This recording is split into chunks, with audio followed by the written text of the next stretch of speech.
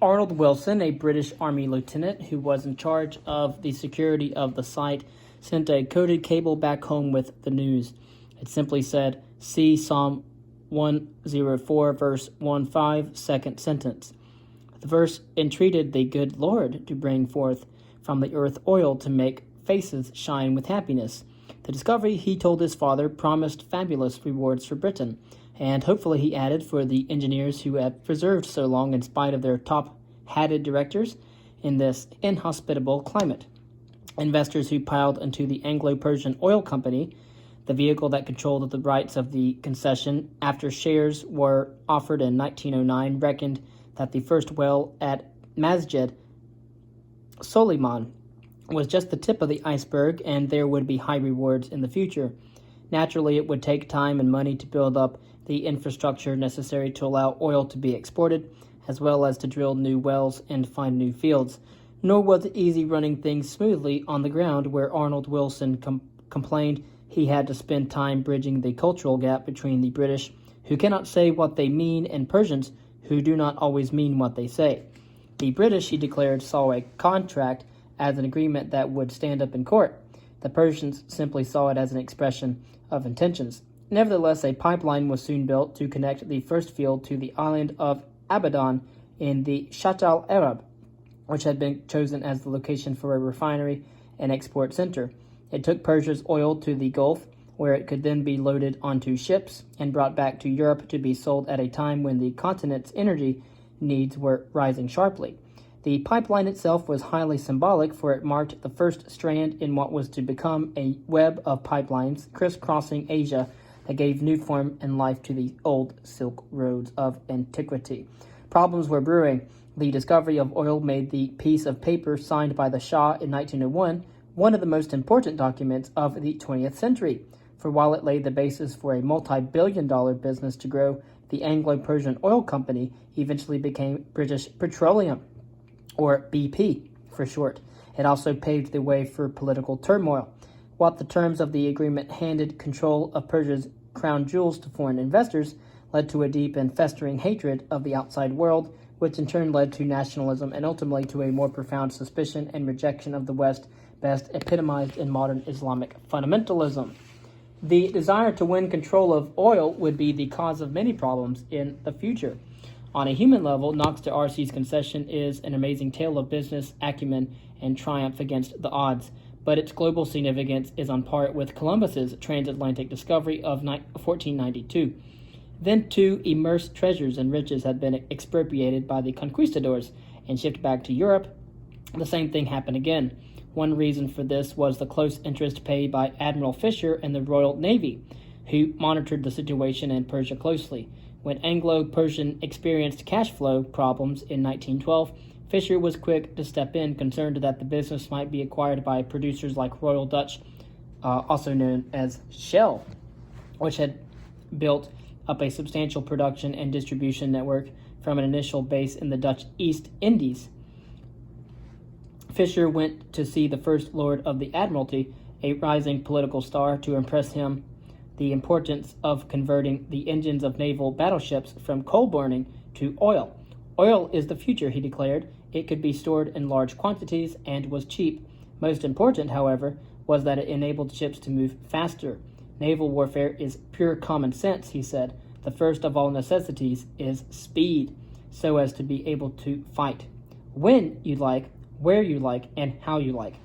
It would allow British ships to outmaneuver enemy ships and give them a decisive edge in the battlefield. Listening to Fisher, Winston Churchill understood what this meant.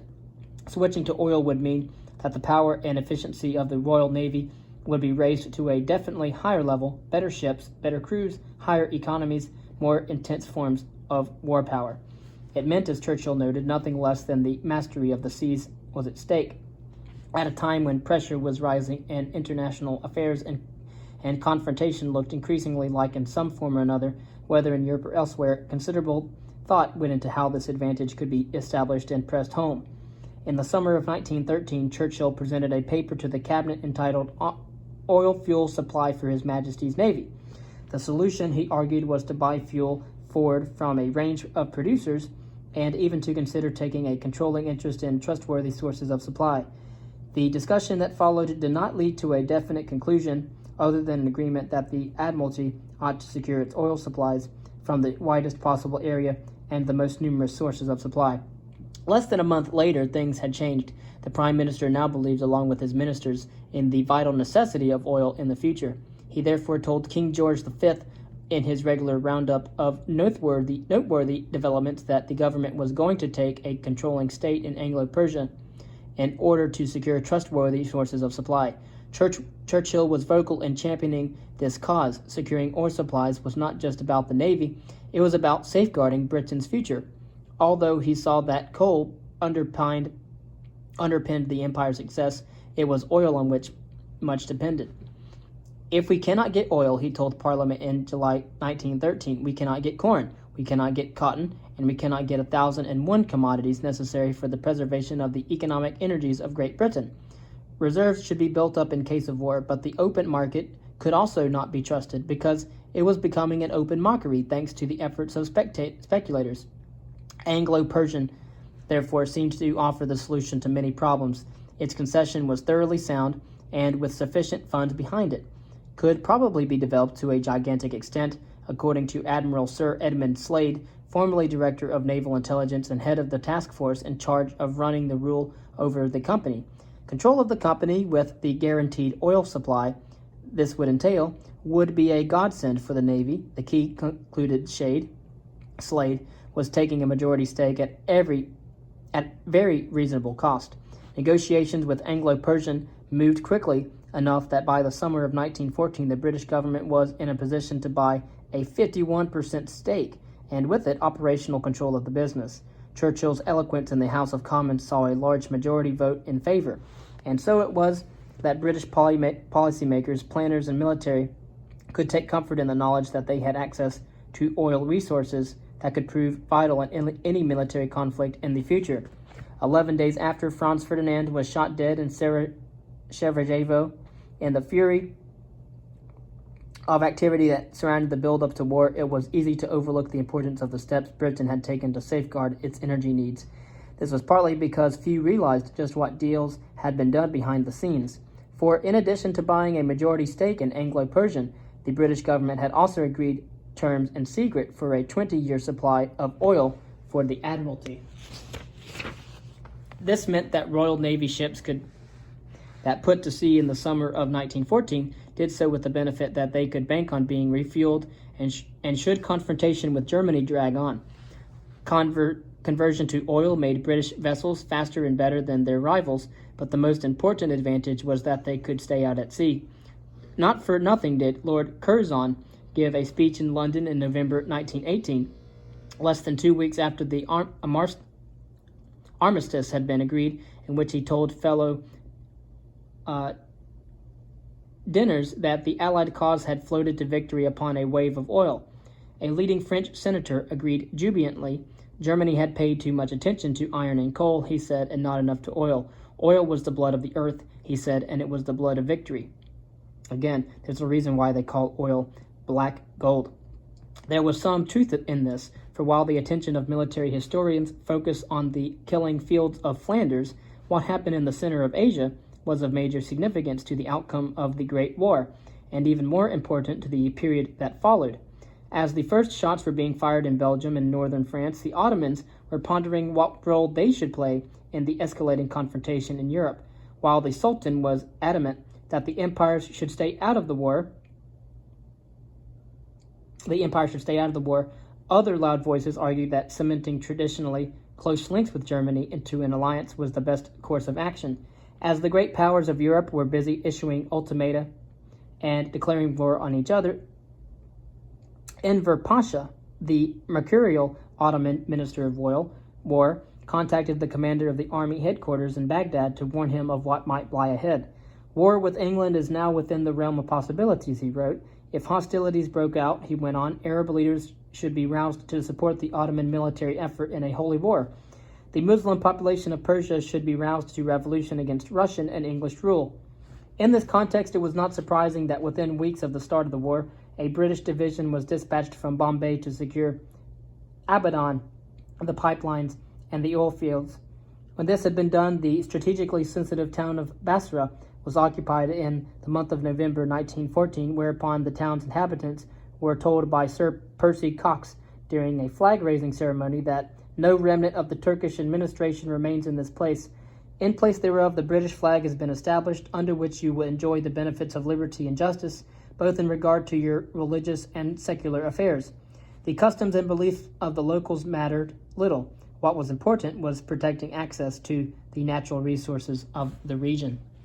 Aware that their hold over the Gulf region was tenuous, the British made overtures to leading figures in the Arab world, including Hussein Sharif of Mecca, who was offered a tempting deal.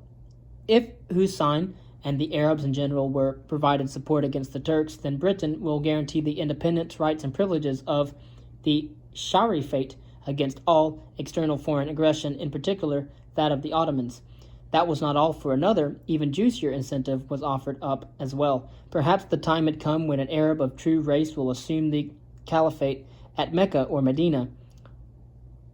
Hussein, guardian of the holy city of Mecca and a member of the Quraysh and descendant of Hashim, the great-grandfather of the Prophet Muhammad himself, was being offered an empire in return for his support. The British did not really mean this, and nor could they really deliver it. However, from the start of 1915, as things took a turn for the worse, they were prepared to string Hussein along.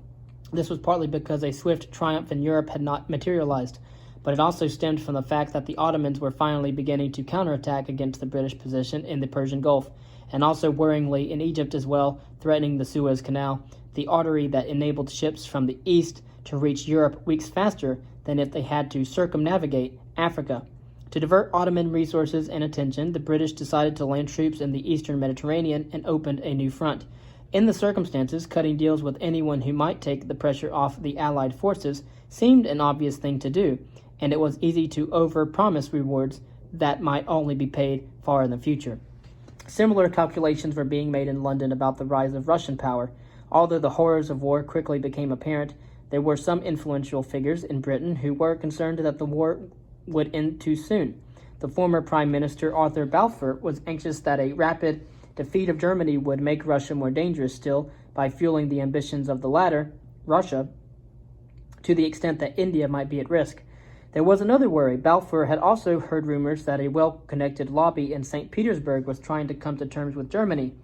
This, he reckoned, would be disastrous for Britain as losing the war. Concerns about Russia meant that ensuring its loyalty was of paramount importance. The prospect of control of Constantinople and the Dardanelles was the perfect bait to retain the bonds that united the Allies and to draw the Tsarist government's attention towards an acutely sensitive topic. Mighty though Russia was, its Achilles' heel was its lack of warm water ports, other than in the Black Sea, which was connected to the Mediterranean first by the Bosphorus and second by the Dardanelles, the narrow stretches of water separating Europe from Asia at either end of the Sea of Marmara. These channels served as a lifeline, connecting the grain fields of southern Russia with export markets abroad. Closure of the Dardanelles, leaving wheat to rot in the storehouses, had inflicted devastating damage on the economy during the Balkan Wars of 1912 and 1913 and had led to talk of war being declared on the Ottomans, who controlled them. The Russians were delighted, therefore, when the British raised the question of the future of Constantinople and the Dardanelles at the end of 1914. This was the richest prize of the entire war, Britain's ambassador announced to the Tsar's officials. Control was to be handed to Russia once the war was over, though Constantinople ought to remain a free port for goods in transit to and from non-Russian territory, alongside the concession that there shall be commercial freedom for merchant ships passing through the straits. Although there was little sign of a breakthrough on the Western Front, with both sides suffering extraordinarily heavy losses and with years of bloodshed still in prospect, the Allies were already sitting down to carve up the lands and interests of their rivals. There is no little irony in this, considering the charges of imperialism that were laid against Germany and its partners after the armistice. Just months after the war had started, the Allies were already thinking of feasting on the carcasses of their defeated enemies.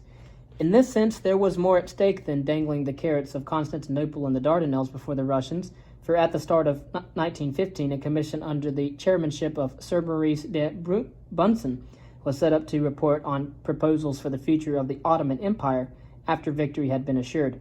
Part of the trick was dividing things up in a way that suited those who were allies at present but rivals in the past, and potentially in the future as well. Nothing should be done, wrote Sir Edward Grey, to arouse suspicions that Britain had designs on Syria. It would mean a break with France, he wrote, if we put forward any claims in Syria and Lebanon, a region that had been substantial investment by French business in the 18th and 19th centuries. In order, therefore, to show solidarity with Russia and to avoid confrontation with France over its sphere of influence in Syria, it was decided to land a large force made up of troops from Britain, Australia, and New Zealand, not, as had originally been planned, at Alexandretta, now in southeastern Turkey, but on the Gallipoli Peninsula at the mouth of the Dardanelles Straits that guarded access to Constantinople. It was a landing site that proved to be singularly ill-suited to hosting a major offensive and a death trap for many of those who tried to fight their way onto land uphill against well-fortified Turkish positions. The disastrous campaign that followed had at its origins the struggle to establish control over the communication and trade networks linking Europe with the Near East and Asia. The future of Constantinople and the Dardanelles had been set out. Now that of the Middle East needed to be resolved. In a series of meetings in the second half of 1915 and at the start of 1916, Sir Mark Sykes, an overconfident MP who had the ear of Lord Kitchener, the Secretary of State for War, and Francois Georges Picot, an uppity French diplomat, dived up the region. A line was agreed by the two men, which stretched from Acre in the far north of what is now Israel, northeastwards as far as the frontier with Persia. The French would be left to their own devices in Syria and Lebanon, the British to theirs in Mesopotamia, Palestine, and Suez. Dividing up the spoils in this way was dangerous, not least since conflicting messages about the future of the region were being transmitted elsewhere. There was Hussein, who was still being offered independence for the Arabs and the restitution of a caliphate, with him at the head. There were the peoples of Arabia, Armenia, Mesopotamia, Syria, and Palestine, who the British Prime Minister was busy stating publicly should be entitled to a recognition of their separate national conditions, seemingly a promise of sovereignty and independence. Then there was the United States, which had received repeated assurances from the British and French that they were fighting not for selfish interest, but above all to safeguard the independence of peoples, right, and humanity.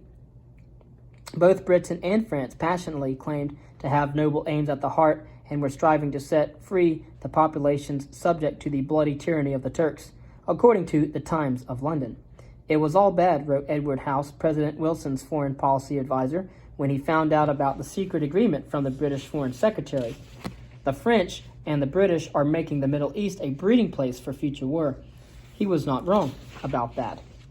At the root of the problem was that Britain knew what was at stake thanks to the natural resources that had been found in Persia and which Mesopotamia also seemed likely to possess. Indeed, a concession for the oil of the latter, Mesopotamia, was approved, though not formally ratified, on the day of Franz Ferdinand's assassination in 1914.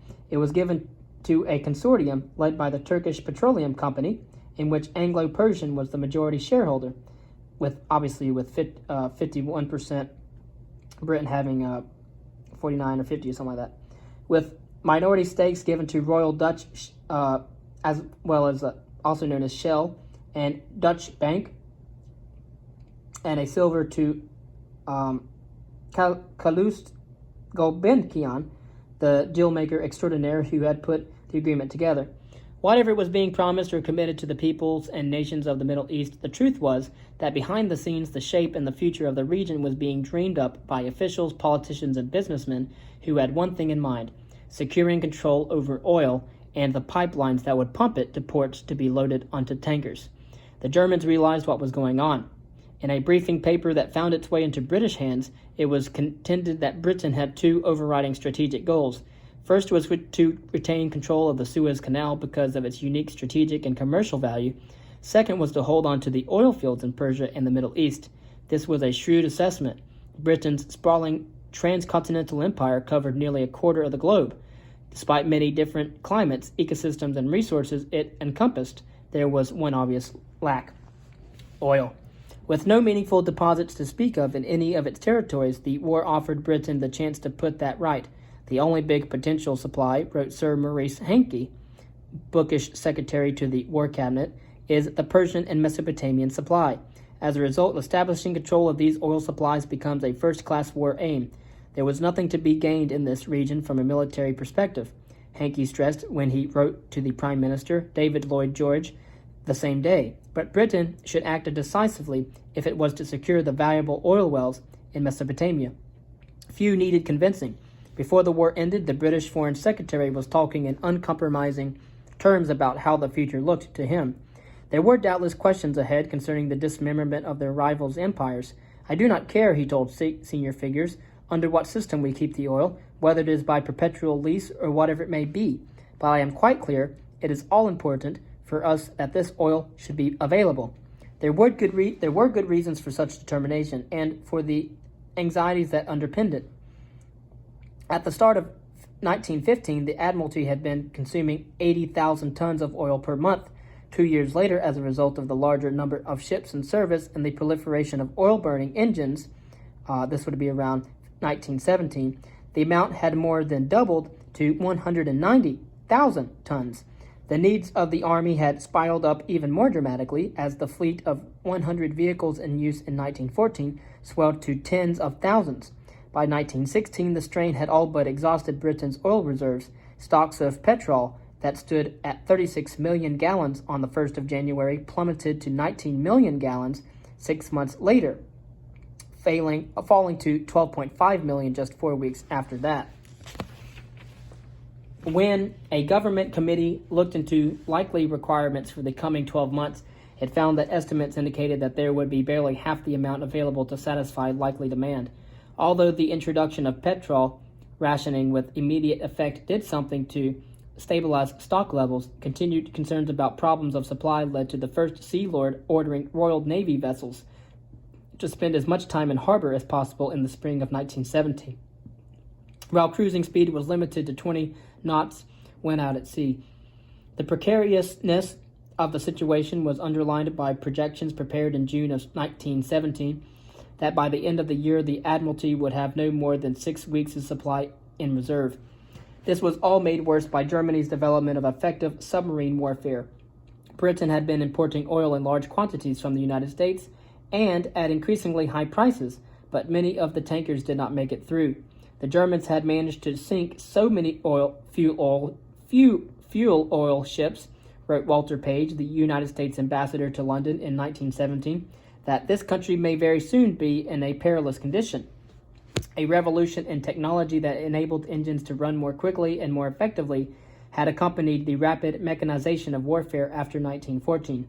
Both were driven by the ferocious land war in Europe, but in turn the rise in consumption meant that the question of access to oil, which had already been a serious concern before the outbreak of hostilities, became a major, if not the decisive, factor in British international policy. Some British policymakers had high hopes of what lay ahead. One experienced administrator, Percy Cox, who had served in eastern Persia and knew the country well, suggested in 1917 that Britain had the chance to gain such a tight grip on the Persian Gulf that the Russians, the French, the Japanese, the Germans, and the Turks could be excluded permanently. As a result, although the collapse of Russia into revolution in 1917 and the peace settlement with Germany soon after the Bolshevik seizure of power was worrying as far as the war in Europe was concerned, it brought a silver lining elsewhere. Under autocratic rule, Lord Balfour told the Prime Minister in the summer of 1918, Russia had been a danger to her neighbors and to none of her neighbors so much as ourselves. Its implosion was good news from Britain's position in the East. There arose a real opportunity to cement control over the whole region that stretched between Suez and India, thereby securing both.